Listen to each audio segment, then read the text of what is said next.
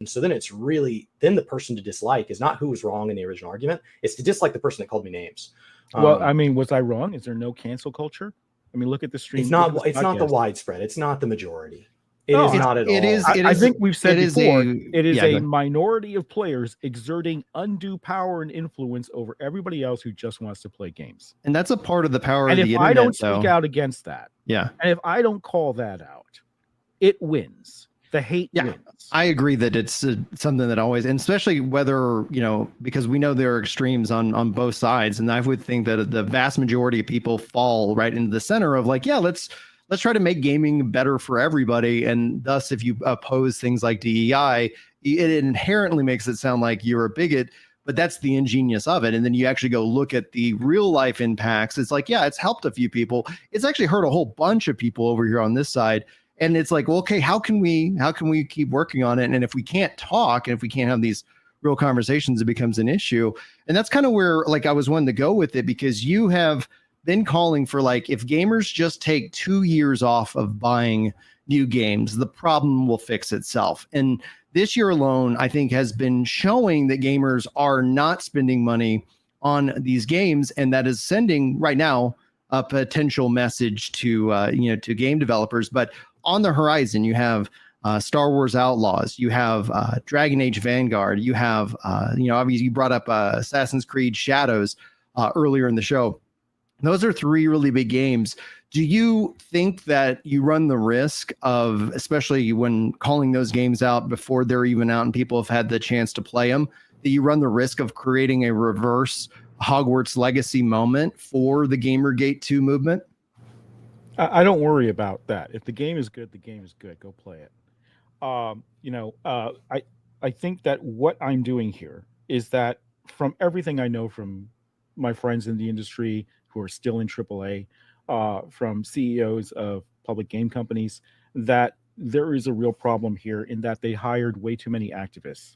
And unfortunately, they're also the ones who do the least work, it turns out. Like I hear from inside sources that when they do their layoffs, they prioritize people who not are activists, but who are least productive. And there's a high correlation that they see. And that's not me saying it, that's them saying it. They see between low productivity, especially the insisting on work at home types and things like that, and the amount of activism they do within the company, that sort of makes this toxic environment. Now, some companies don't care. The companies like Ubisoft and Activision, they're all in on this, right? And so what I'm calling upon is, and players are sick of having the game quality sacrificed in order to be politically correct, in order to have a certain message pushed for financial funding reasons, which aren't there anymore, thankfully. So the funding reasons are no longer there. That's pulled back a lot.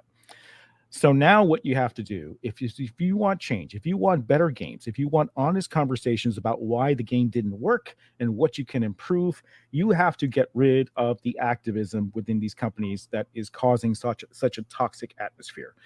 And in order to do that, you have to vote with your wallet. So I'm calling on a 2-year moratorium on AAA games. And it's not just for wokeness. It's for anything that's highly predatory, anything that that where they come out and they attack gamers when they don't buy the game, anything where the company is behaving like the big giant multi-billion-dollar corporation rather than a game first attitude. Don't buy those games. And they're all over AAA right now. Buy the games that are innovating. Buy the indies that are coming up with new stuff. Buy the Asian games, especially the Korean and the Chinese games, which are giving gamers what they want without any of the political messaging, without any of the virtue signaling that gets shoved down everyone's throat every time they log into some of these games, to provide that watering hole, to provide where it's, hey, we're really just a game company. I really don't want to be talking about politics. This is me personally too. But unless I do, this won't happen. Unless gamers get together and stop funding these games, it's not going to happen. Don't buy these AAA games that are treating you poorly for whatever reason. Maybe it's because, they are infested with DEI. Maybe it's because they're charging you $130 and calling themselves a quadruple A game while just rehashing assets and gameplays with no new ideas, as in the case of Star Wars Outlaws, right? Look, I don't. Every time that I've come out and said this stuff, It's never had a Hogwarts moment. The Hogwarts moment comes when the opposite occurs. When cancel culture comes in and tries to cancel the gamers and the people playing it behind it. Look, I'm attacking a game company, right? I'm attacking Ubisoft. I'm attacking Activision. I'm attacking PlayStation for their PSN policies, right? Mhm. When Hogwarts Legacy came out, who did they attack? This small, vicious minority of religious zealots attacked streamers for saying that, yeah, maybe I want to play this game. Drove one to tears, okay? Attacks game developers, gets them fired from studios if they supported Hogwarts Legacy. That had the backlash effect of driving that game to success. Even though Hogwarts Legacy is a diverse game, no one had a problem with that. Everyone had a problem with the cancel culture. That's what promoted that game to. It was the number one selling game of 2023. Like, I understand a lot of people call it. The only thing that it got excluded from. Didn't it make it made $1 billion? Yeah. Well, that comes from the terminally online people, which I would include most of us here in chat. The four of us here, we're online. We see this constantly, and so it's always in the forefront of our mind. But a game like Hogwarts Legacy was bound to sell well no matter what because of the brand it's attached to. Because you talk to somebody who's just wanting a new game and it's like, oh, well, I grew up reading Harry Potter. The game looks good, and so they were naturally going to buy that.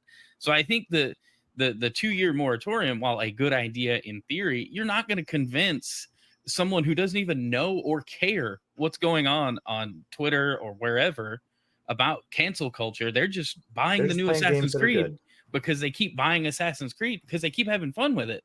So, like, I'm not saying it's a bad idea. I just don't see that going anywhere. Now, I'm not saying you shouldn't speak up if you disagree with a company's policy or anything. You should absolutely make your opinion known.